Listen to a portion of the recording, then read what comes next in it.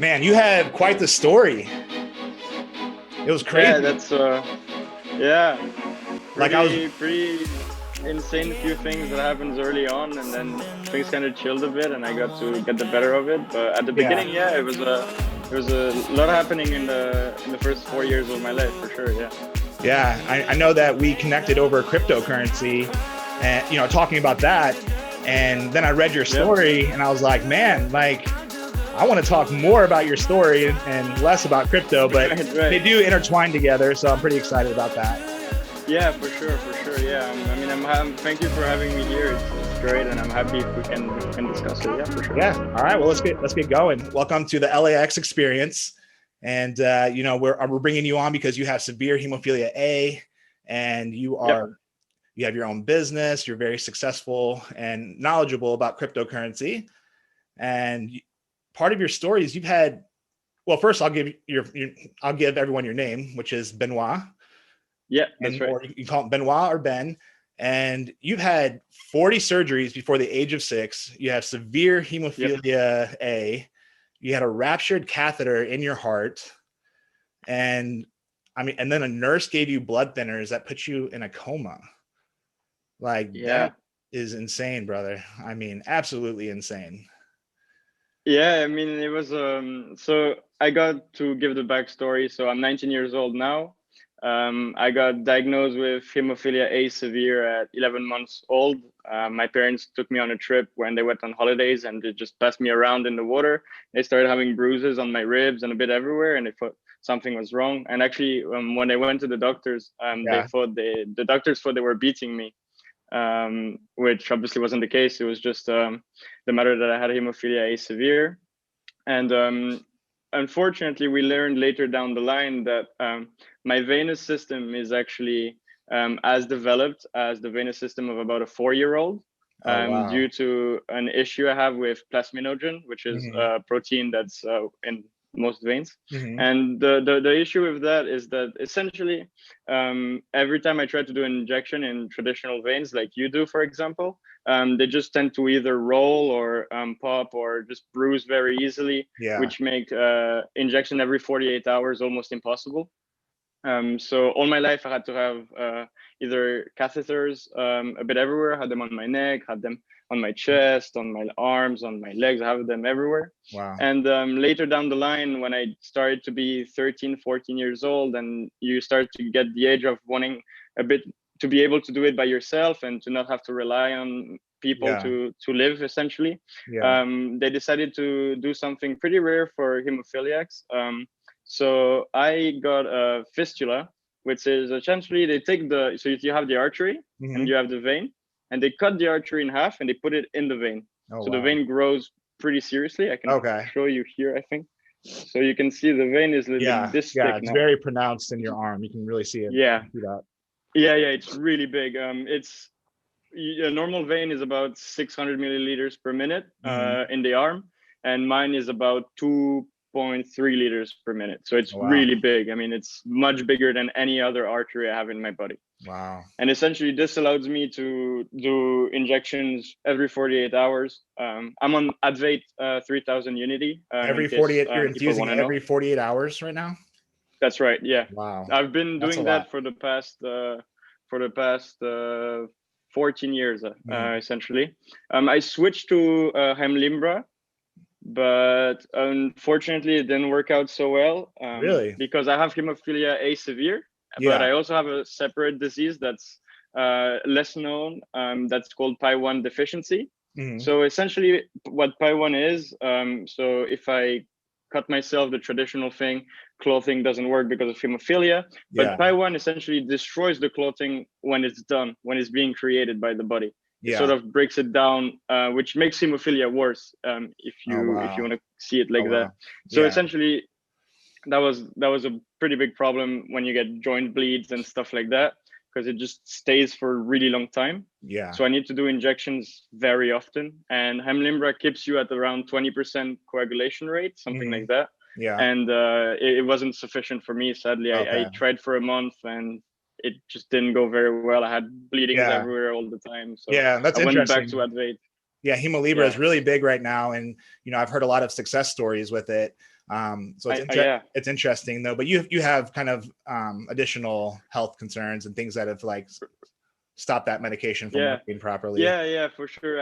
I've always told hemophiliacs that have asked me sort of what happened with Emlimbra. I've always made it very clear, because there's so many people that say it really changed their lives and it's been working great for them, that I don't want them to feel like they shouldn't try because it didn't work on me. I'm sure it's going to work on many people, and I'm sure it's working very well for most people even listening to this right now. So I would definitely give it a try if you can, for sure. Yeah, man. So I mean, it must have, with all this going on, it must have taken a huge toll on your family when you guys were growing up. I mean, financially, maybe even with relationships. I mean, would you mind talking about that a little bit?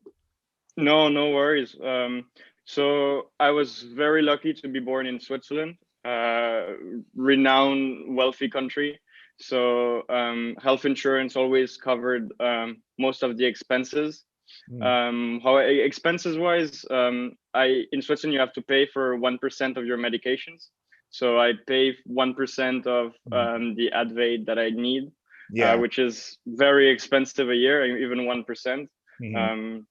Compared to Americans, I'm obviously very lucky, because I know you guys don't have, some of you guys at least don't have the luck that I've had. But my medication on a yearly basis costs between $400,000 and $500,000. Yeah. So it costs my family 5,000 Swiss francs, dollars a year, essentially to maintain that. I mentioned PI1 deficiency. So they couldn't get tested in Switzerland because we didn't have the machinery necessary to do the tests. So my mom actually had to take a loan and fly to Boston and do the test there and pay for everything cash, essentially, because the insurance company didn't take the. So that procedure was experimental, right? Is that what you're saying?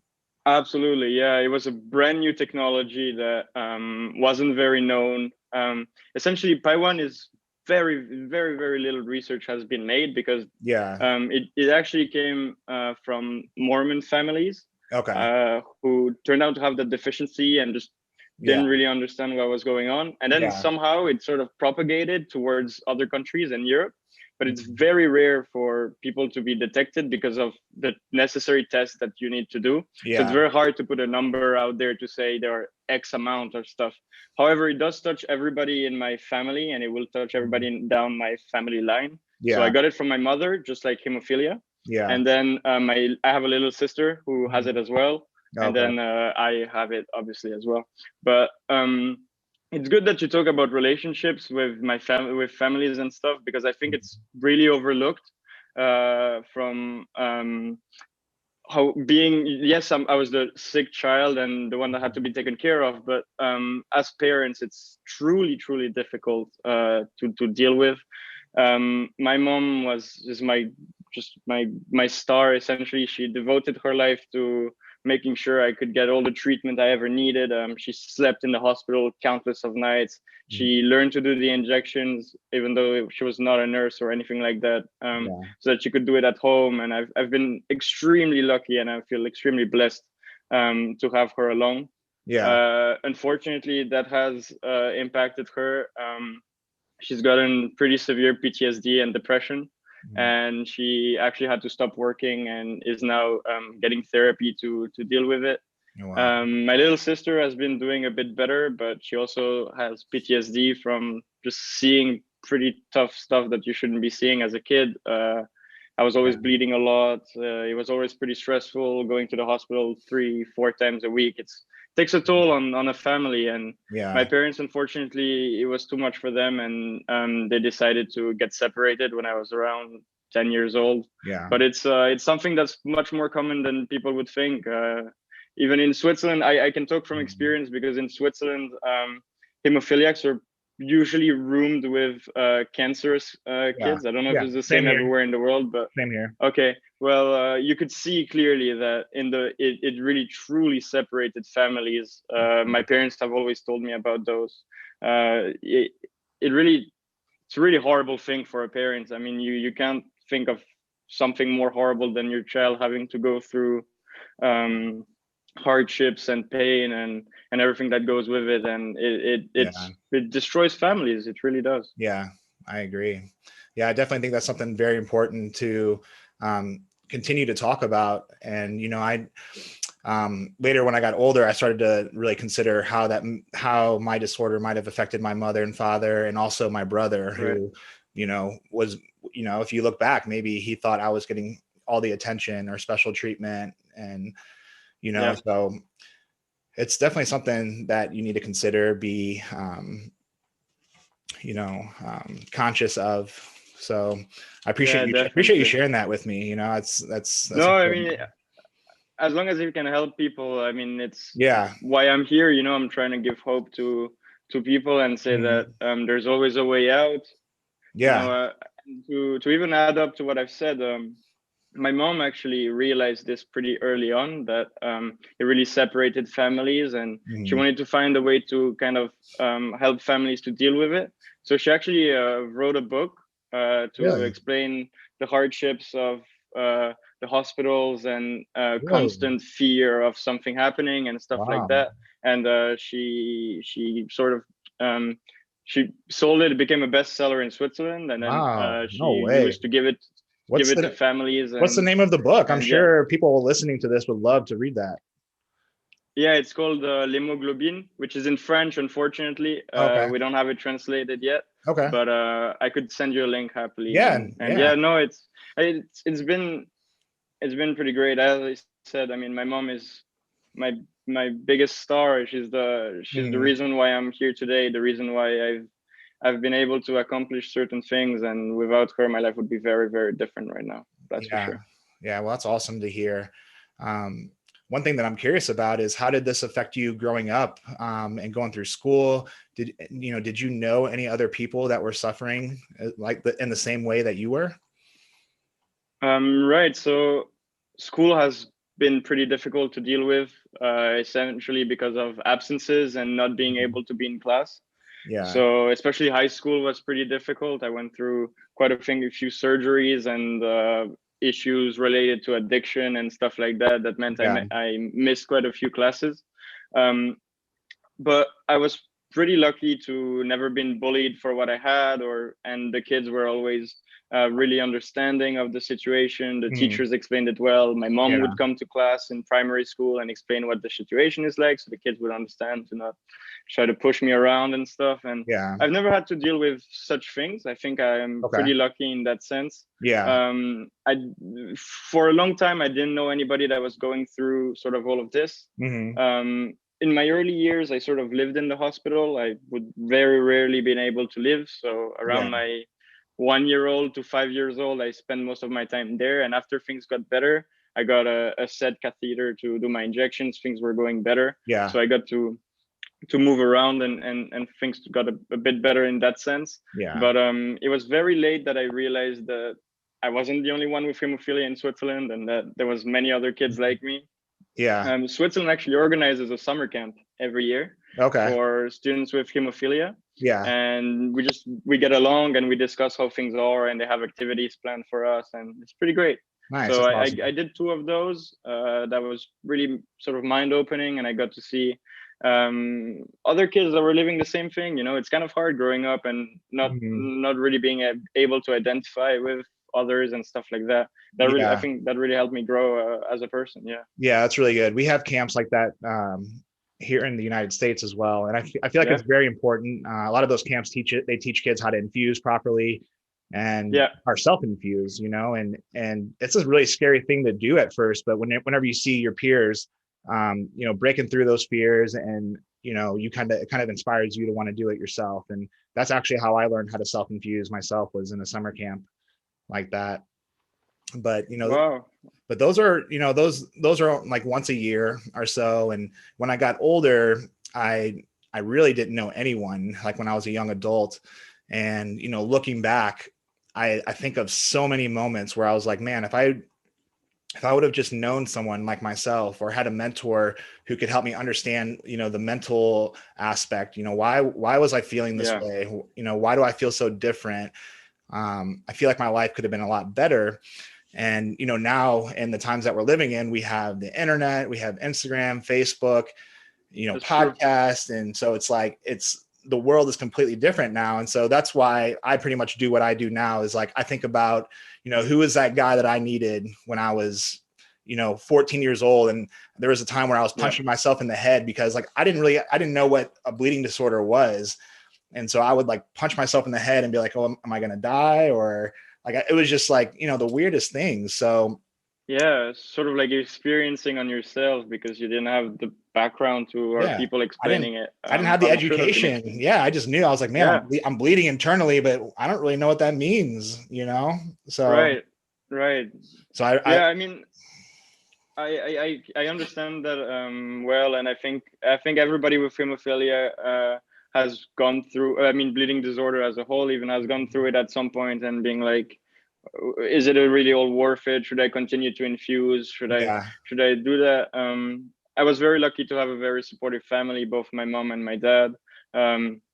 They always explained very clearly that I wasn't sick. It was only my blood that was sick. I would yeah, always be able to have a normal life, and I just had to have some tweaks here and there. But I will always be able to have the things that I needed. And I mean, I can't be more thankful today because it yeah, really helped me be the person I am today. yeah, However, that being said, I think I vividly remember a couple of times sitting in my bed at night and being like, why am I doing all of this? Why do I bother going to the hospital? They're not yeah, finding anything new. They're not helping me. I might as well just mhm, stay home and deal with it by myself. And yeah, what the thing that saved me from that sort of loophole was that if I stopped injecting within the mhm, next day, I would have bleeds everywhere and I wouldn't be able to move. yeah, So it was always sort of that reality check that came around and was like, all yeah, right, buddy, bring it back up, bring it together. Like you're gonna have to do something. If not, this is not yeah, the life you want to be living. yeah, So people who have perhaps hemophilia B or even A, or I don't know, people who mhm, just maybe didn't have such harsh reactions to not infusing, I could definitely see it being something that they would say, oh, it's not worth it. It doesn't make that much of a difference. And then they get bad internal bleeds. And then mhm. when they're 40 years old, they can't walk properly. And Yeah, I think that yeah, compliance and adherence to your regimen I think it's one of the biggest issues that we face here. A yeah, lot, some people have really good support systems like yourself. And then a lot of people they don't. And they think that they can just skip their infusions. And I personally did that as well, and that's why I'm icing my elbow right now because I yeah, have a damaged elbow and a damaged right ankle. And there was just so many times when I was like, you know what, I'll do it tomorrow. I'll infuse tomorrow, or I can push through the pain another day or two. But what I didn't yeah, realize was that I was damaging my joints forever, yeah, and some of the older guys now are even in wheelchairs and they're preaching yeah, for they're sure. preaching that same message. Hey, younger generation, infuse, listen, just do it. And so I think Yeah, it's an important message. I'm glad that you're here as a role model to say, hey, I'm healthy, I'm making the most out of my life, but I'm doing it the right way. yeah. I'm being responsible, taking accountability for my disorder, and if I want to live a fulfilling life, I have to follow my regimen. So that's Yeah, I mean, I got lucky with my situation because my mom did my injection for 14 years. She mhm, never missed a single day. She was sick, she would do it. She was in a bad mood, she would do it. No matter what the situation was, she would do it. And yeah, then when I grew up, I was like, if she did it for so freaking long, like there is no way I can find an excuse to not do it. yeah, And then also sort of wanting her to be proud of me and being independent and showing that I can take care of myself and stuff yeah, was really important.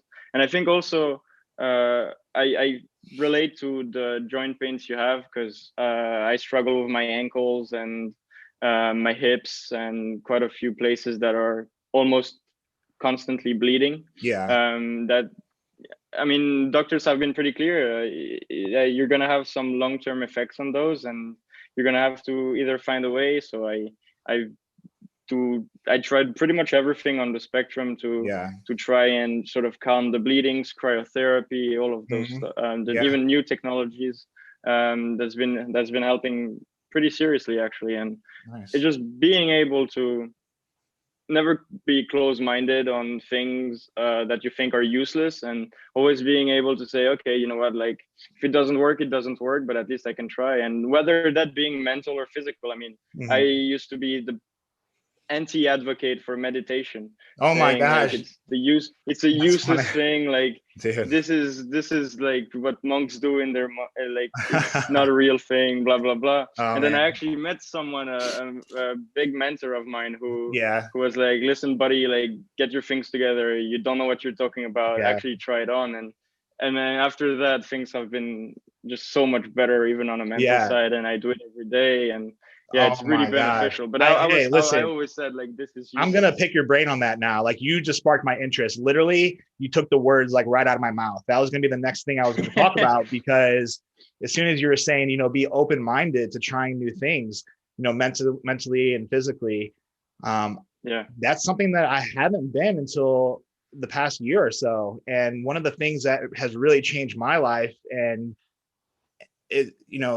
I've seen the difference. I put it in play every single day, and I committed to doing it, and it was meditation. And I used to think meditation was for like crazy people, or like you said, monks or whatever. And I was like, there's no way this works. And then I came across a lady who actually made it seem normal, and she had these normal techniques, and that didn't seem crazy to me. And I started to implement them, and I was like, I was blown away by the results. I was like, I feel so much better. Like, mentally, I'm just more clear every day. And, it literally sets your day up for success and prepares you for the things that you're getting ready to go through, and helps you react better and be sharper.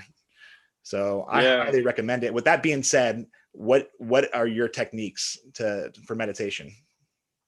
So I use it mainly for stress relief, and just to like be able to like bring it down and compose myself. I have a pretty stressful job. Things are happening constantly, and I just be every day before work, I just sit down, I take 15 minutes, I breathe in, I listen to like white noise. I don't know if you know what that is, but like just ambient noise in the background, just to bring like just really be concentrated on my breathing. And it's really just a breathing technique, really, that I've been using mainly. And I don't know what's your take on that, but I'm gonna throw it in there because it's kind of part of the same idea.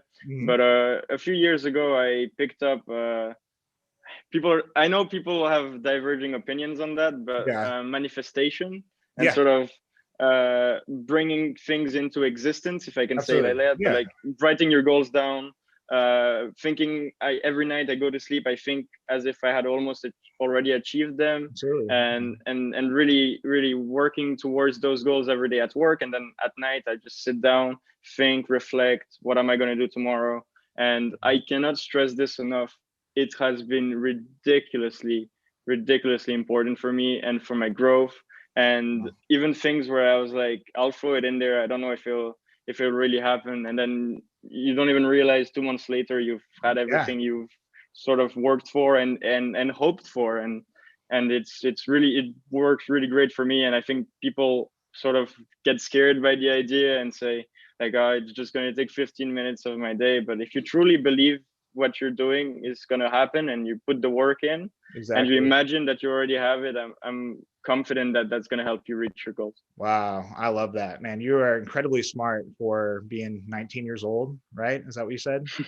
19. I wish I had your mindset when I was 19 years old. That's amazing. But yeah, I mean, I do believe in speaking things into existence, and writing things into existence, and just like you said, almost as if you've already achieved it. And one thing that I'll talk about real quick is when I was trying to change my identity and who I wanted to be to the world, I started out not knowing what I was doing. And I was on Instagram about 7 years ago. And I literally wrote my profile bio as the things that I wanted to be, not the things that I was. And I didn't care if people made fun of me or not, but I constantly practice that. I will put in my bio, I'm a professional athlete, I'm an author, I'm a host of a podcast, or whatever, whatever it is, I'll do it before I've met that goal. And and I will constantly wake up and tell myself, okay, if I'm a professional athlete, or if I'm going to be a professional athlete, how am I going to act today? How would that person act? What are the habits that person would do every single day? And, I just I throw myself into that environment every single day. And I think, just consistency is the key. Like you said, if you just keep on practicing it over and over again, all of a sudden, and it's not going to work right away, but all of a sudden 2 months later, you're like, holy crap, like I accomplished that goal. Or that opportunity that I kept on, manifesting, it showed up, and that is the biggest thing for me. And sometimes you don't even realize, you don't even realize. You're like, you kind of go back through your notes and you're like, wow, like this really happened. It's crazy. Yeah. And then the other thing I want to share with you, now that we're on the topic, the thing that changed my life as well is I have a morning journal, and every morning I wake up and I write down what I'm grateful for. And you can see the sign back there says grateful. And I practiced that, and that has been a life changer in itself. That really sets up your day for having that, having a good heart, and just appreciating the things that come into your life, appreciate the people that are in your life, the job you have, the opportunities. I think a lot of times our lives get so hectic and we just go so fast, and we never take that opportunity to sit there and think about all of the blessings and amazing things that we do have in our lives. So that has really changed my life a lot. Yeah. So essentially I'm doing the same thing, but instead of doing it in the morning, I do it at night. Okay. But same thing. Yeah. I write what I did during the day, what I wished I was able to do, what I'm happy that I've done, 3 points that I think I did well today, and then things I want to do tomorrow. Wow. And then I put the book down and I think about whatever it is I want to achieve at this current moment, or things I would like to change, or things like that. And then in the morning I wake up, get ready, go to work, and get ready to. That's awesome. To get stuff going. Yeah. Hey, do we have any questions? Did we have any questions or anything? No? Okay. Is it off right now, the live? Facebook isn't. Okay. Is there anybody watching? Just one person? Okay. It's cool. We can end it now if there's no questions.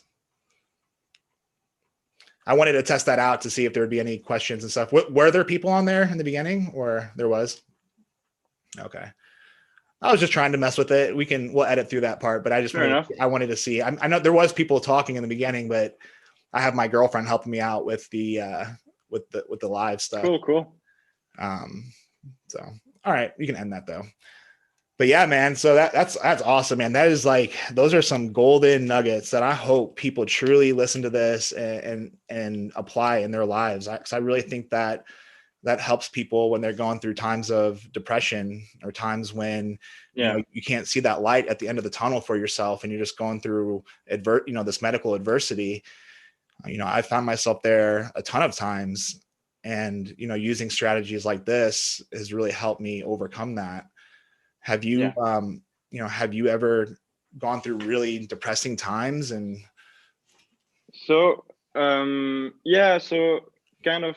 Yes, kind of. The essentially what happened was that I kind of grew up with, not because of anybody, just because of myself, I guess, of growing up and being like, whatever happens to me is fine. Like, I see kids every day in the hospitals who are dying and who have so much worse than me. You're not allowed to complain. Deal with it. Grow up. Yeah. And it only works for so long. I realized that I thought I was going to be able to maintain that lifestyle all my life. Yeah. And then when I got into sort of growing up and turning 14, 15 years old, it kind of broke. It was like a card castle, Yeah. A house of cards. And then at some point, the cards kind of fall apart and everything falls apart. And it was just difficult to deal with, because I had never really dealt with depression or with thinking I was not going to achieve anything in my life. So essentially what happened was that I got pretty serious chronic back pains that I developed from rowing. I used to be in my school rowing team, and I was pretty big into sports all my life. My family is really big into sports. Everybody in my family has been a professional athlete at some point. Oh, wow. And it was something I wanted to achieve. I played golf. and I still do, but just recreationally. I know you do. You Yeah, did too I at used some to, point. man. I love it. And then I picked up rowing with hopes of getting into university with rowing. Okay. And then I pulled some muscles and ruptured a muscle in my back, and then that was gone. And since then, I have back pains almost every day. Oh, wow. Unfortunately, what happened was that it sort of ruptured, and that was the beginning of a slippery slope that led to me rethinking every life choice I had made until now. Yeah. So the pains got growingly bigger and bigger, and I was used to joint pains. I was used to bleeding pains, but Yeah. having like, it was kind of like a needle going through your back Yeah. every day, whether you were standing up, laying down, positions didn't matter. Yeah. So I kind of fell towards the side of just taking medicine so the pain would go away, and started softly with paracetamol. Then paracetamol wasn't enough. Went to codeine. Codeine wasn't enough. Went to morphine. And then I arrived to the maximum limit, and then I had to get it illegally. And it was just a very big downfall that I had, to the point where I went to a blood test, kind of oblivious to what the test they were doing, but actually the pharmacy had flagged me and said that on the next blood checks they had to check for the amount of narcotics that was in my body, essentially. And they did the test, and I was through the roof, and I was straight sent to rehab. I did 2 weeks there, full essentially, instead of just going down ladder step by step. Yeah. You just stopped everything on the first day I entered. And the first week was the worst week of my life. I mean, it was really like in the movies. I got fever, vomiting. I couldn't walk straight. Yeah. It was just horrible times, and it was really hard to deal with mentally, because you never think you're a drug addict. It's more Yeah. like, my doctors gave me this. Yeah. It's legal. I don't know what I'm doing wrong. He said if it hurts, I just take pills. It hurts. I took pills, and it was like that. And then you arrive in a place where people are doing, like, shooting themselves up and with hardcore drugs, and you don't understand that you're doing anything bad, and then you realize, then you see the disappointment in your family, and it was a really tough time. And it was at this time where I think, looking back, it was the greatest thing that could have happened to me, because I switched my life around starting from that point. I remember walking out, it was like 9 p.m. I walked out, went on the balcony, and I just looked out, and I was like, man, what are you doing? Like, is this what you want to do with your life? Be high out of your mind the entire day, that you can't think anything? I have no memory of those years. Like, looking back, it's almost like it never happened. Those 2 years are just I just remember people telling me what happened. That's about it. I don't remember firsthand experiences and stuff like that. So I remember actually reflecting and being like, this is not the life you want to have. You're disappointing the people you love the most, and it's just not how it should be. So I managed to get off after the 2 weeks, and I got out, went back to school, played it off as a surgery, because I had those all the time. I didn't want people to know what I was actually dealing with. And then really just brought down the amount of drugs. And then I was lucky enough to already have some sort of cryptocurrencies at that time. So I had some sort of financial background that I could lay on. And I sort of took almost like a salary that I dedicated only to my health. So I would go get massage therapy and stuff like that, that I couldn't perhaps afford, or didn't want to put that burden on my family before, so that I could really just do everything I could to sort of power through that. And then as soon as I got a mental state that was kind of stable and everything, that's when I fully started back, like, okay, now it's time to work and to catch up on everything you've missed out in the last 2 years, essentially. So you feel like you kind of hit rock bottom, like whenever you were in the rehab facility? Yeah, exactly. Yeah, that's exactly what happened. I was on a high all my life, and then one day everything fell to shambles. And then it's when I was really like at the lowest point, where you're like, what are you doing, man? Like, get your life together. And this is not what you want to live. This is not, you want to make your parents proud, you want to make your family proud. And it just wasn't the case. And it was like, I'm not gonna stay like that all my life. And it was the click that I needed to really push forward. That light bulb moment. Exactly, yeah. And sort of even bigger than that, it was like, all right, like I saw what happens on that side of the spectrum. Yeah. Now I want to experience the greatest side of the spectrum, and Yeah. like really going for the fullest, living life to the fullest, and doing everything I can to sort of make things happen, and yeah, and that's what I've been working on till that day, essentially. Yeah, man, like sometimes I wish that people like that, even people that are listening now, could understand that, you know, well, I feel like I wish a lot of people could avoid that rock bottom moment and like by learning from like you and I, but I feel like that rock bottom moment is crucial. Like it's almost something that Yeah. when you go through it, like you've got two options. And I remember when I hit my rock bottom, I thought of two things. I was like, there's an old saying, it's like, well, you can sink or swim.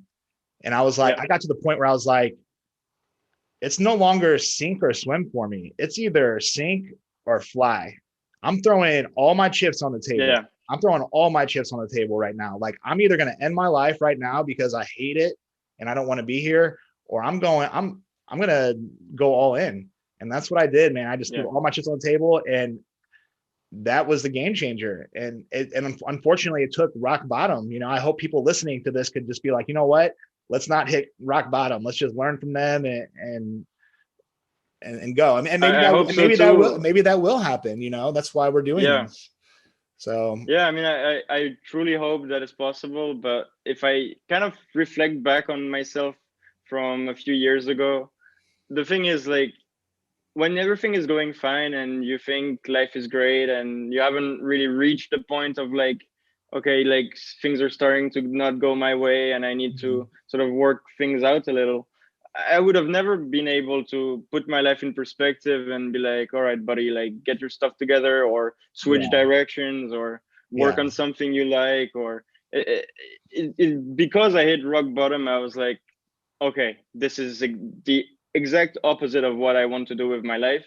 And it sort of, it gave me, as you said, that light bulb moment that was like, all right, like this is time to do something about it. You've seen this, you've been through it, now it's time to go to the complete opposite. And I love the analogy you said about sinking or flying. That's exactly what the mindset I had as well. And I think I don't want to say that it helps people to go through rock bottom, because it's never something you want to wish on people. Absolutely. But it definitely does change your mindset after, if you manage to get out of it, obviously. But Well, awesome, man. Well, thank you for sharing all of that. I feel like we got a really good idea of who you are, all of the adversity you've gone through and what you've overcome.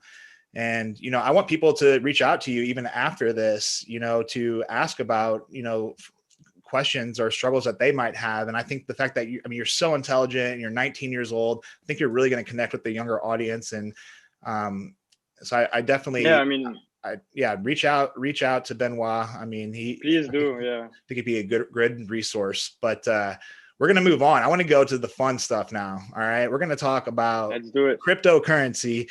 And it's funny because this is how we kind of got things going, the conversation between you and I, because I put a post out there and I was betting on the Super Bowl game. I was like, all right, who's going to win, Chiefs or the Buccaneers? And I was trying to bet $100, and your bet with me was and I didn't understand it until afterwards, but it was like, if I lose, then I have to purchase $100 in Bitcoin. And I guess if I win, then you would give me $100 in Bitcoin. And so you were basically just like, man, like you are obviously trying to promote this, like, and help people with this. So I was like, all right, we got to bring this guy on now. And I bought $100 with a Bitcoin, but now I've just got a ton of questions. And I just like, man, I want to, first of all, how did you get into Bitcoin? Who started you in the Bitcoin, the cryptocurrency game? And let's talk about that. Sure. Before I answer that, it's kind of funny that you brought up the betting story. Just so people know, I have no idea about American football. I actually didn't know who I was betting on. I just went like, you know what, like, let's do it. If you win, I'll send you $100 in Bitcoin, and if not, you purchase it for yourself. And I got lucky, and the B-side won, I guess. And I watched the Super Bowl for a couple of years because my friends were into it, but I never really looked into it. I know Brady and some players, but I don't know much about the sport. That's all you need to know. Brady's good enough. You got my respect. Yeah. So essentially, I got into cryptocurrency because the full story is I got lucky, and I was pretty decent at school. So I was given a scholarship to go to private school. Yeah. And that private school was a boarding school. And during the winter, the kids would go skiing from time to time. And because we're in Switzerland, there's snow everywhere. Yeah. And unfortunately, due to hemophilia, I couldn't ski. So I was actively looking for something I could do on the side that wouldn't be schoolwork, and that I could have like a passion project kind of thing. Yeah. So I was always interested in computers and understanding how things worked. And I got into a couple of forums of like decryption. So finding passwords for computers that are logged, or Wi-Fi passwords or stuff like that. I love finding passwords for stuff, basically. Yeah. And one day in 2013, maybe, somebody brings up in the forum like a cryptocurrency that was based on cryptography. So the thing that helps you decrypt passwords and stuff, and what helps makes the password secure, basically, about a currency that works on that, that is not backed by a country, meaning there's no country or company that is behind the organization, and kind of like I understood it as a free-flowing economy where it was just peer-to-peer and sort of the money of the future, essentially. And I loved the idea. I looked into it. I read all the papers I could about it, and I was like, wow, this is great.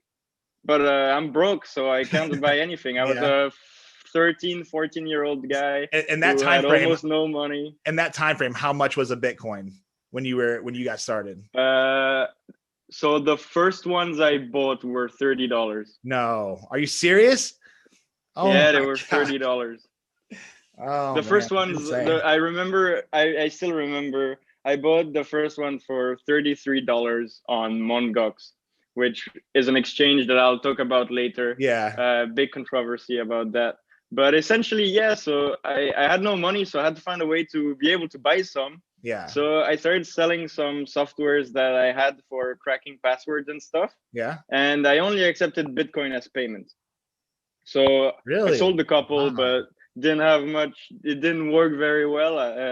I got lucky to find a guy on a forum that had a website that sold those softwares, and I was happy to sell mine and give me the Bitcoins back after the sale, basically. Okay. So we did it like that, and we did it for maybe 3 or 4 months, and his website had actually pretty good visibility, and I managed to sell, I think, 600 maybe softwares, but they were like they were, I think, $4.99, so they were really cheap. I mean, it wasn't like a lot of money back then. Yeah. So then Christmas came along, and I got some money for Christmas as well. Yeah. So I made a pool. I bought all the Bitcoins I could with that money, which equal to about 50 Bitcoins in total. Okay. And then here comes the part that I talked about. So at the time, there was only one exchange, and it was called Mongox. And it was the first place where you could buy Bitcoin, because before you could only get Bitcoin by something called mining, which is giving your computational power for the system to work, essentially. And I didn't know how mining worked, and I couldn't really get into that. And I didn't have the computer or something I could dedicate it to Bitcoin. Yeah. So sort of bought it and didn't understand the security aspect of it, and just sort of left the money on Mongox, essentially. And I got very lucky. I invested about, I think, 1 month before it's sort of skyrocketed in 2013, 2014. Price quickly went to like $90, and then $400, and so I was 13 years old that had invested less than $1,000, and that was now sitting on a pretty big chunk of money. But I I'm not very materialistic. I didn't want to buy anything. I just wanted to hold it because I thought the currency was cool. Yeah. So I did that until the sweet day that the Mt. Gox creator and CEO and owner sort of looked at the amount of Bitcoin that was on the website and said, hold on a minute, this is untraceable. Nobody will know the passwords to my Bitcoins. So I could just take the Bitcoins of everybody and fly away. No And way. so he did. Are you serious? And I've never there heard was of no that. big security back then because my God. it's kind of been quieted down by the media and especially by big Bitcoin investors because kind of brings the image down. Yeah, for but since sure. then things have changed immensely. I mean, it's impossible to do something like that now. I mean, it was because back then there was virtually no regulations on such a things. Yeah. So the guy managed to do that and he escaped with I don't remember how many Bitcoins, but a tiny bit under 1 million Bitcoins. So a lot of money. Even back then it was a lot of money. Yeah. So at that moment I had lost maybe $15,000. I don't remember exactly. I just remember going to sleep and crying every night and being like, damn, like this is tough. That would be a tough pill to swallow. I don't know how to get it back. There's no way to get it back, but I was like, I don't have any more money to invest. Like, I don't know what to do. Yeah. So then I sat down and I was like, man, I really need to understand how all of this works and do sort of understanding not only how it works, but especially why is it going to be important? Because then I saw it more as an investment and a usage. So I really thought it was going to be the cash of the future and the currency of the future. So I wanted to understand how it works and how I could sort of use it on a day-to-day basis. That was the main goal when I got into it. Yeah. So I had none left, obviously. So I just got into research, started reading a lot about it, and just understanding the technology, but also understanding the reasons of why I thought it could be a major innovation, essentially. Yeah. And I quickly started to realize that Bitcoin was great and it was really awesome technology. But the greatest thing about Bitcoin wasn't actually the currency, but it was the technology that was sort of behind the currency. So we call it blockchain. I mean, we always called it blockchain, but that's what blockchain is. And before going into what blockchain is and how it works, I want to be very clear that in my opinion, the main issue that we've had in the industry with the media coverage and stuff like that is that instead of explaining the reasons of why it's useful for society, of what it's going to bring to the table and everything that it allows people to do, they've sort of decided to view it more as how does it work? What are the technical aspects of it? Under what protocol does it work? And then use a bunch of jargon that nobody who's not in the space can understand. And that brings huge barriers for people who might be interested, but don't understand how things are working out. It's like, I always imagined it as the email system. So everybody now uses emails. You can send an email to anybody, but how many people truly know how emails work and the protocol that's behind it and everything that goes into sending an email? Nobody really knows it, but everybody knows like emails are important because we use them every day. That's kind of the mentality I've had over blockchain. So essentially, imagine it like an empty book. Okay, blockchain is an empty book, and to make it easy for the listeners, we're gonna do it based on our conversation. So you have an empty book, nothing is written on it, and then you write at 3 p.m. Eastern time. They started the conversation. Benoit is dressed with a white shirt and blue, and you explain everything. Everything is explained so that if somebody was to come in midway through right now, and he could read it all and understand exactly everything that's happened. That's essentially what blockchain is. And it does it in a way that's decentralized. So there aren't a big infrastructure behind it. It's secured because it's essentially, if you want to hack a blockchain, you'd have to have all the computers that are working sort of to create and to make it work. So you give computational power to the network, because you don't have a bank, you don't have anybody that's working to move your money away. So computers are doing that. So you give your computer away, and the problem is that if you wanted to hack it, you would have to have 51% of the computational power to change the whole book, essentially, or to add a chapter in the book and say something that never happened. That would be one way to that would be one of the biggest ways to hack Bitcoin, for example. But that's becoming, the more user there are of the blockchain, the harder it is, because now there are thousands and thousands of computers, and it would take far too much energy and resources to actually hack into Bitcoin, which makes it very, very secure. And I mean, many research has been done from traditional companies and realize that the system is really robust. And many people sort of know it's anonymous, but then it's kind of not anonymous. So to really explain it easily, it's pseudonymous. So everybody gets given a wallet, which is sort of where your Bitcoins are. Imagine the wallet is just a bunch of letters and numbers. That's all it is. And everybody has one. So I can see your wallet if I go on the internet and Google it, and I can see where you've sent money. So to what wallets you've sent them to.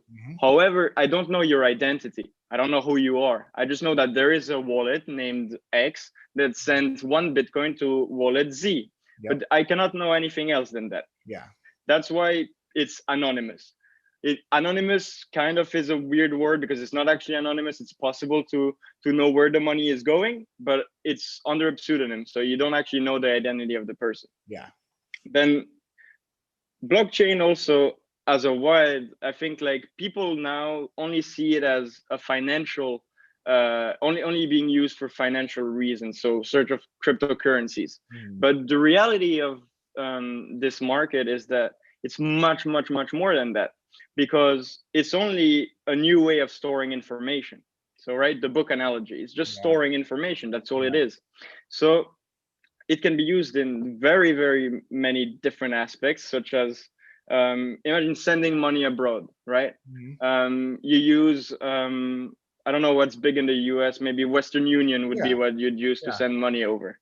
Now, the problem with that is that it takes a long time. It's usually costly, and it's just very inefficient. Well, if you work on cryptocurrencies, it takes a few minutes.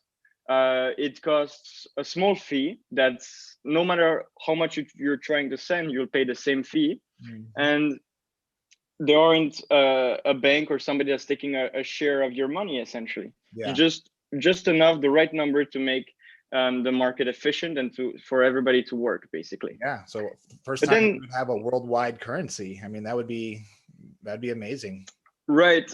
Now, we already know that with Bitcoin, it's going to be very difficult to make it a currency, because the main issue with Bitcoin was that probably the creators, because the scalability is a big problem with Bitcoin, because it probably wasn't created to be as big as it is today. So it's great. Everything has worked out really well. But the problem with the network is that it's limited to 7 transactions per second, approximately, right? So it sounds like a lot, but then you take Visa, the credit card company, they make around 20,000 transactions per second. So if you were to have a cash system, the market would just overflow. There'd be too many transactions, and the times for the transactions to happen would be very long. So essentially, that created sort of a need in the market, and other cryptocurrencies have started to emerge as the new peer-to-peer cash system. The first one was Bitcoin Cash. That's very big today, and that's used as almost the second version of Bitcoin. It's doing everything that the Bitcoin white paper, so the document that the creator of Bitcoin's made, to sort of say, this is the goal, this is what we want to achieve. Bitcoin Cash sort of used new technology to sort of make that happen again, and make it a way of to have a more efficient market and to be able to give more transactions. And then over the years, we've seen some truly amazing stuff. Now there are companies that cryptocurrencies like Elrond, it blew up over the last couple of weeks. Mhm. Essentially, it's a cryptocurrencies that wants to be as scalable as the internet. And they've been working on, basically, they saw that in 2017, we realized that Bitcoin transactions were starting to be expensive and take a lot of time, and we had to find a better solution. And they managed to create a new way of checking all the data, so all the information that was in the book. And sort of, instead of reading everything, they just take the parts that are interesting to them.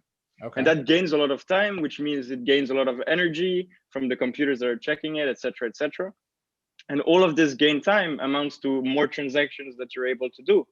So we passed from 7 transactions per second, and now Elrond, so this new project, can do about 60,000 transactions a second. So 3 times as much as Visa can, which is incredible. And we're seeing, sort of, in terms of the money market, an explosion of possibilities and of things that are coming out that just get better and better over time. And it's cool to see, because I remember in 2014, 15, nobody would have expected such a growth, at least this rapidly.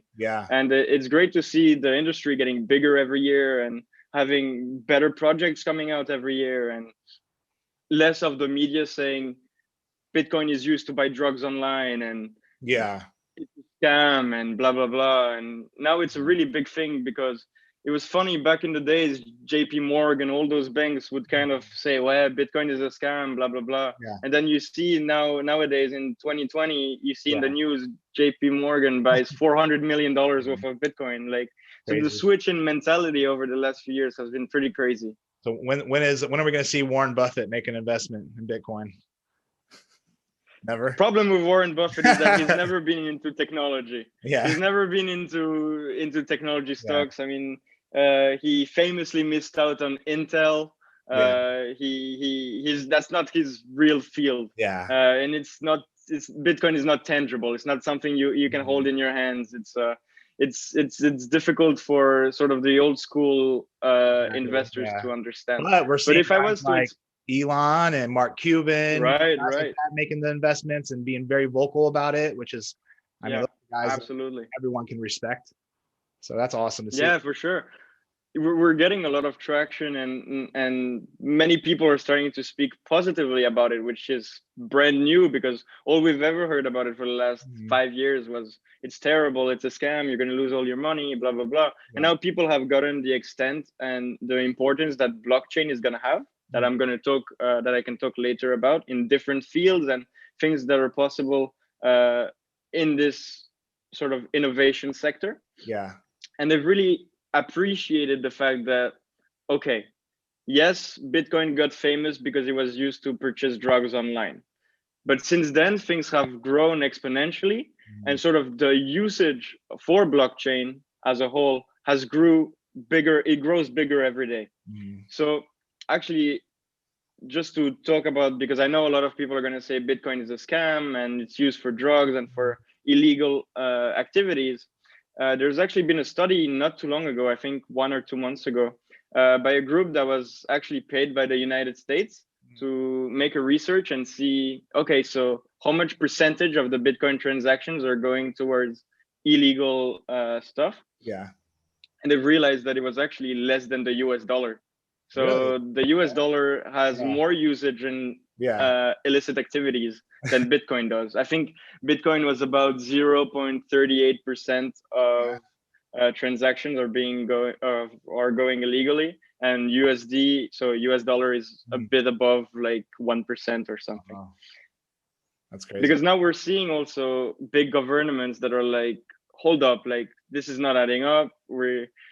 People are using a currency they can hide and not pay taxes on, and countries are genuinely getting scared. I mean, we've seen over the last few weeks a Nigerian senator that said Bitcoin made our currency useless and a thing from the past, because people over there, the Nigerian currency sort of went into huge depreciation in value due to inflation and other things that people were like, why hold that currency if everybody's going to lose money, when we can have some Bitcoins or another currency where we cannot just print money. That's the big argument that cryptocurrency has, especially during Corona. And Corona, sadly enough, has been one of the best things that could have happened for cryptocurrency, because many countries are sort of having to print a lot of money. The US being the best example of that. You guys are just printing. And that creates inflation. That creates more supply to the market, hence a reduced price of the currency. And the thing that's great with cryptocurrencies is that you can put how many different coins or tokens out there. So Bitcoin is going to have 21 million Bitcoins out there, and not a single one more, which instead of creating inflation like you'd have in a normal economy, actually it creates deflation, because the more people get in, then the more people get in, the more people are interested, but there aren't many more coins available. So create sort of, makes sense. There's more demand than supply, essentially. Which is what has been driving the price up. And so like you were saying, like, you know, with government, you know, starting to get scared, I mean, is there a possibility that they create their own cryptocurrency?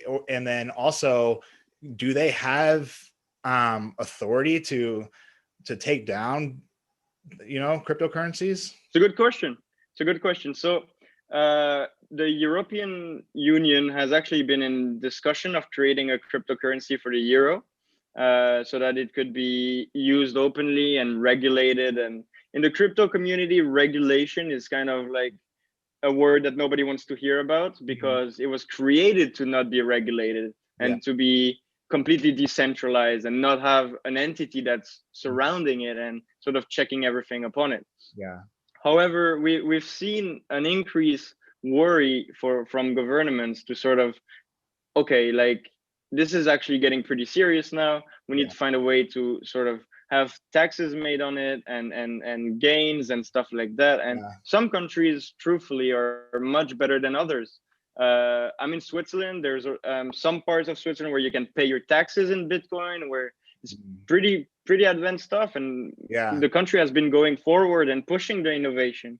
While in other countries it's been much more difficult. I know France has difficulties and huge taxes on gains and stuff like that. The US is kind of divided, as the US always is, because of its political sides. But there's sort of one side that's like free markets, let it be. People have always been able to hide from taxes with cash, but they still pay their taxes and do what's right. And then the other side that says it needs to be regulated. It's used to buy illegal stuff, and it's just a debate that needs to happen.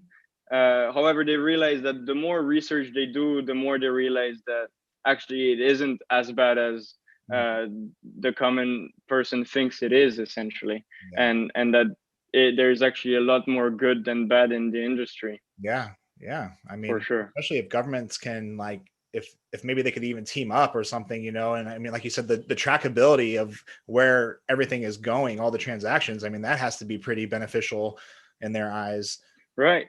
You know, right? No, I mean, it's definitely, it's going to be useful for governments even outside of the currency aspect. So what would be really worrying would be that they create their own cryptocurrency and they have access to your names and your identity, and they can see exactly how much money you're sending to anybody at any time. And that would create almost like, I don't know if you've read 1984, but it would basically be a the George Orwell book all over again, but in reality. What some people feel like Facebook is doing right now, but to a much deeper, just much worse, essentially. So imagine, since blockchain is used for information, it's actually very plausible, and some countries are even considering it now, that the votation system. Oh, your volume is cutting out. I think it's. Hold on. There you go. I can hear you now. Is it better here? Yep. Okay. So essentially, so governments are starting to realize, like, the voting system is kind of difficult. Machines can be rigged, stuff like that. While blockchain, you cannot change the information. Once the information is made, it's impossible to change it. Yeah. So what some countries are deciding to do is to say, all right, how about we do our votations on a blockchain system so that it's fully transparent. Nobody knows who exactly voted for what, but you can see the historic of the transactions. Yeah. It's technically unhackable. It could even be a private blockchain, and it would work almost perfectly, essentially. And it would be very hard to change that information. So while in countries like the US and sort of bigger nations, it's less of an issue. In countries that have huge corruption and stuff like that, it could be very interesting for them to be able to have that traceability. Blockchain is basically bringing traceability to spaces where there aren't any. So imagine sort of factory lines, right? So when you buy coffee in a shop, you don't know where that coffee has been or what it's been through or who made that coffee. And now there's projects on the blockchain that people from realized, all right, like I don't want to buy coffee that's been 3 times over the globe, where the guy who made it earned 2 cents for the bag while the supermarket makes 30 cents for the bag. I'm inventing numbers, but you get the point. Essentially, so essentially, so few companies are working on it right now, and they're doing things that are truly exceptional on that aspect. So it's going to be possible just to scan a barcode and see the coffee has sort of. Your volume's cutting out again.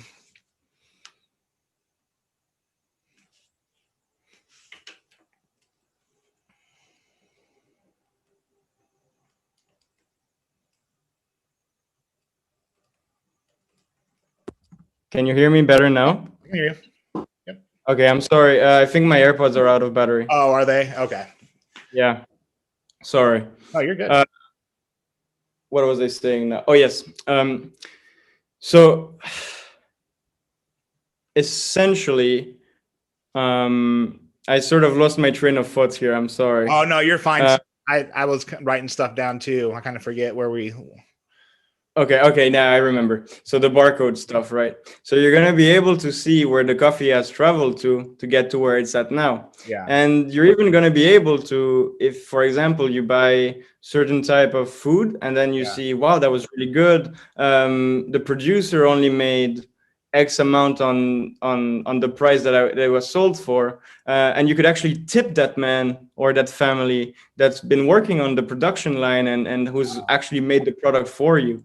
And that's going to create sort of a massive traceability, and people are going to be able to sort of reach out and understand what has gone through the product, how it appeared here, and stuff like that. And for a few things, it's going to actually save people's lives. You take India, for example. They've got a big crisis on sort of counterfeits medicine. So they have medicine that they look like the actual deal, but instead inside there's a bunch of chemicals that are horrible for you and that are not helping you at all. Blockchain is going to be able to change that. So you're going to be able to take the pack, you scan it with your phone, you're going to see what pharmaceutical companies produced it. Are they following the guidelines from all the countries or all the sanitary guidelines? Has the medicine been tested, et cetera, to know if you're actually getting what you're paying for, instead of just buying it and hoping and praying that it's what you need. And that's been killing millions and millions of people every year. And that's going to be able to change a lot of people's lives. So yes, the financial aspect of Bitcoin and cryptocurrency is very interesting, because right now we live in a world where we might not see it and understand, but 1.8 billion people don't have access to a banking system and don't have access to things that we think are totally normal for us. And that's just with an internet connection. They're going to be able to have access to almost a full banking system where they can get loans and stuff like that, and things that they might not be able to get in their country, or that they might be discriminated or stuff like that. And this is going to be able to sort of reduce, hopefully, I mean, it's hard to say, but it's most likely going to reduce the gap between very wealthy countries and countries that are truly struggling. And it's going to be able to sort of because if you don't have a place to hold currency and hold value, and you sort of have to store it in your house and stuff, it's impossible to have growth. It's a bit like education. Education as is the most important aspect for growth. Monetary systems are second. So Wow. it's very important for the development of a nation. Yeah. And it's going to be super important on like many healthcares. And you can do, I mean, I could go on and on about things you can do now, even like people who have cloud storage. Most people now have cloud storage, and some people take more pictures and some don't. And imagine you have, I don't know, 8 gigabytes of cloud storage that you don't use. You can actually rent it out to a cryptocurrency, and they will rent it out to people, and you'll get paid every month for the storage you've been giving out. Now, it's not going to be a lot of money, but you're getting paid for something you don't use anyways. So it's interesting in that aspect. Wow, man. I mean, the benefits seem endless with the cryptocurrency system. I mean, and that's why I wanted to have you on. I mean, because there's so much hype right now, like on social media. And, I wanted the people that are listening to this to kind of get some more insight on how it works. And then, is the hype real? We were hearing things about, we're hearing a lot about Bitcoin, Ethereum, Dogecoin, because of Elon Musk and stuff. And so I just really even myself, I'm like, okay, I got to wrap my head around this. And, just through going through the experience with you, the one thing that I learned, with our bet, the one thing that I learned was that my thought was that in order to buy a Bitcoin, you had to buy one Bitcoin. So I had to, thought was I had to have $40,000 to buy one Bitcoin. I didn't know that I could just buy a very small percentage of Bitcoin. And that really was eye-opening for me. I was like, oh, so normal people can invest in this. Yeah, because it's one of the things that the media has done a very poor job of explaining. Right now, the price of Bitcoin today has historically passed the $50,000 line, and it's out of reach for 99.9% of the population. Nobody can risk that much money on a single asset. Let's just be realistic here. However, they thought about that during the creation, and it's actually possible to buy a fraction of a Bitcoin to 8 decimals after to 8 decimals after the comma or the dot. So you can really buy a very small fraction of a Bitcoin. That's called a Satoshi. So if you 0.87 zeros and then 1 is 1 Satoshi, because Satoshi is the pseudonym of the person who created Bitcoin.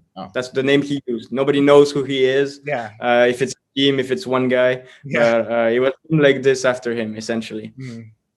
And you can really buy a really small amount. However, you always need to put in mind that you're going to have to pay a fee for the transaction. Depending on how busy the network is, it's going to be less or it's going to be more. But it's not worth it to buy $2 worth of Bitcoin because you're going to spend more on fees than on actual Bitcoin. Right now, that's the big problem with Bitcoin and cryptocurrencies. Most cryptocurrencies like Ethereum that you've mentioned, is that fees are getting really big because so many new people are joining in the space and are getting interested into it. And the Ethereum is working on it very seriously and is adopting a new system so that they can counterattack that problem, but it takes time. So as of the time being, it's kind of goes against what blockchain wanted to do, but sadly, scalability has been the issue, and the rich are able to use the most sophisticated protocols that cost a lot of fees in transactions and stuff, and the people with less money are kind of struggling. But that's really for the most advanced users. Unless you want to start using smart contracts, which are an automation of tasks. Essentially, they work on the semantic of if something happens, then do this. That's what a smart contract is. So you could write it like, if Ethereum reached $2,000, sell 2 Ethereums that I have. You could do it like that. It could be a bunch of different stuff. And then that has opened a new field called Decentralized Finance, which is basically you take the banking system, the traditional banking system that's everywhere around the globe, and you're trying to make the same thing without any intermediaries. So you're trying to cut out the bank, cut out the people in between, and have it work only on codes and on computer language. And that's been the ever-growing sort of part of the industry that's getting a lot of hype, because a lot of people are talking about it. As you said, some really famous people like Elon Musk and Mark Cuban are starting to get into the space and are really just talking about it constantly, and it's raising the price. But I also think that people need to be very regarding of hypes, especially in cryptocurrency, because take the Elon Musk, for example, right? So the situation with Dogecoin is kind of dangerous. Now, I don't think that Elon Musk did anything wrong, unlike some people think in the field, but the people are just very uneducated about the subject. And if Elon Musk says something about it, then it's truth, and he's a semi-god. Yeah. You know, I like to refer to him as the modern day Midas. So everything he touches turns into gold. Yeah. He has sort of a cult following that is willing to do anything that he says is worthwhile. Very true. Good or bad, I don't know. He's done some incredible stuff. Nobody can take that away from him. Yeah. But the problem with Dogecoin is that it was created as a joke. Okay, it was somebody who liked Bitcoin, looked into it, and it was a team of guys who were like, you know what, let's make the currency of the internet. We'll call it Doge, because back in the days that used to be the big meme, and just make it sort of as a joke. Yeah. And the difference between Dogecoin and Bitcoin, the main one being, is that Dogecoin doesn't have a limited supply, meaning they can not print, but they can add as many coins as they want to the market. Yeah. And big holders of Dogecoin, so like 80%, or I'm inventing numbers right now because I don't actually remember, but a large part of the full supply is owned by very few people, which creates sort of that risk that, okay, maybe Dogecoin does reach $1, like Elon Musk said, but those guys are going to start wanting to sell, and they're going to dump all their coins on the market, creating a huge supply, and the demand is going to drop dramatically, and people are going to lose a lot of money. And I've had a lot of people sort of text me and email me and ask me about Dogecoin, and I was like, guys, let me be honest, this is not an investment. It's something that you do as a joke. It's the currency of the internet. I have some as a joke as well, but it's not something that you should think like it's going to reach $1. Everybody's going to make a lot of money. Is the new Bitcoin.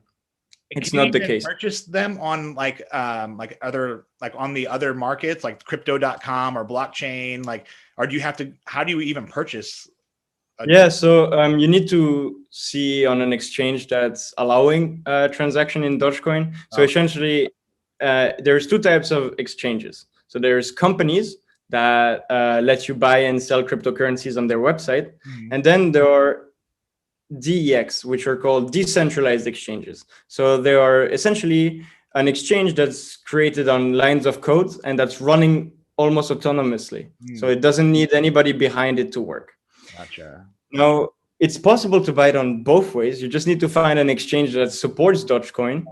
That's how you would buy it. I don't think it's possible to buy Dogecoin directly from dollars. You're probably going to have to take dollars, put it into Bitcoin or Ethereum, and then transfer the Ethereum and Bitcoin to Dogecoin. Gotcha. It's a bit of a big thing, and unfortunately, a lot of people lost a lot of money because it was a hype stock, almost like the what happened with GameStop over the last month. People talked about it. Everybody jumped on the train. Price went skyrocketed, and then people lost interest and the price collapsed.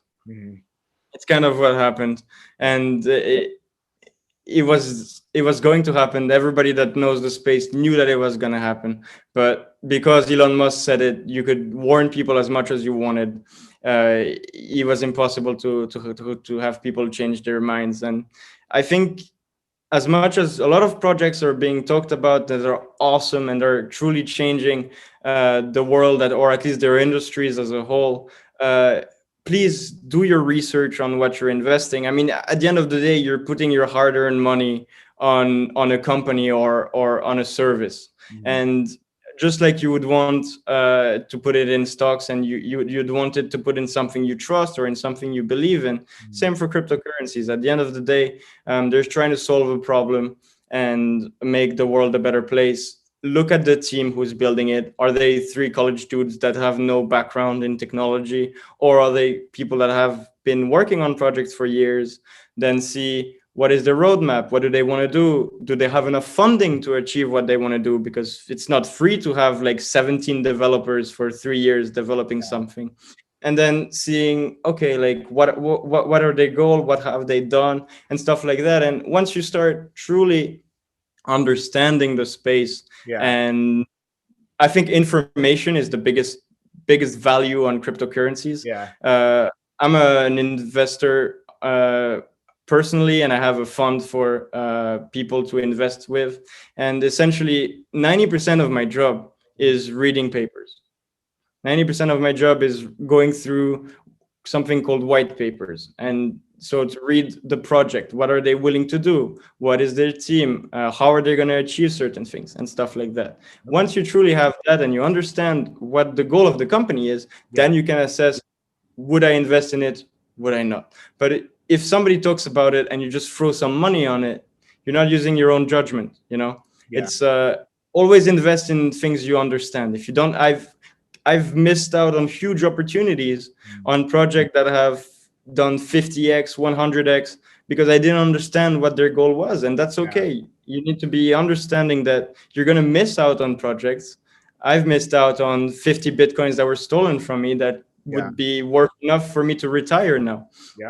It's life. It happens in that industry. Volatility is a big aspect of it. Your money is going to fluctuate a lot.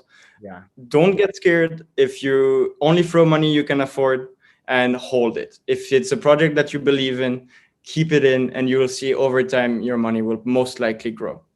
So that's what I would tell most people. And I think that's what's most important in this space right now. Well, I think you did an amazing job of describing the system and the benefits and the possibilities that we can look forward to in the future with this. I know I'm more excited about it after listening to you. I'm sure like my audience, a lot of my audience are males, like on Instagram, males 25 to 40 years old. So, if they're watching this and they want to get started, and they're analyzing their own portfolio, what kind of investment would you make if you were, to advise them or give them some tips? Like, is this something that we should be not go all in? What percentage do you think of our portfolio should we be like, I'll give 10% of what I have into it? Right.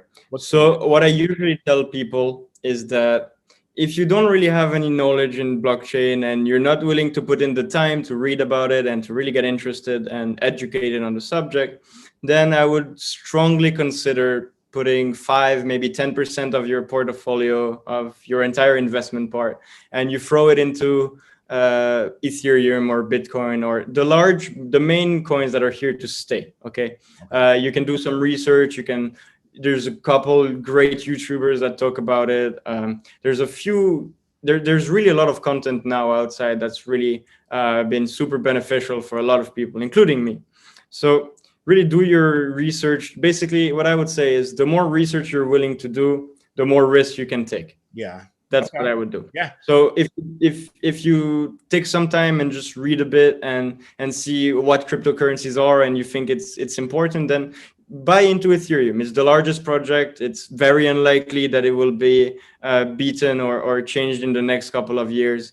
Bitcoin is here to stay as well. It's the one that's mainly What's the mindset that we should have if we're making an investment? Should our mindset be, hey, we're gonna put this money in there because we do believe in it? And should the mindset be like, this is going to be in there for the next 5 to 10 years, and then it's going to be more mainstream? Or how should we look at this? I think the biggest mindset would be buy it and forget about it, because I've seen far too many people. So I've been long enough to see the market really fluctuate. I mean, I've ride Bitcoin from 20,000 to 4,000 and back to 50,000. Yeah. Like people don't understand. People who get in now, they don't understand the amount of volatility that goes into it. Okay. You can make and lose a lot of money in a given week, day, or even in an hour. Yeah. All right, it's things. It happens. It's like that. No, don't think you can predict the market, because you can't.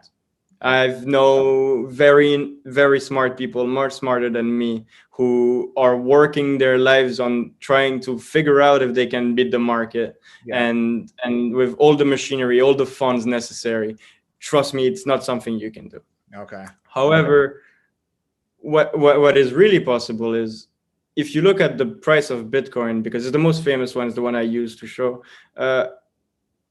it's rarely lost money over a 1 year period.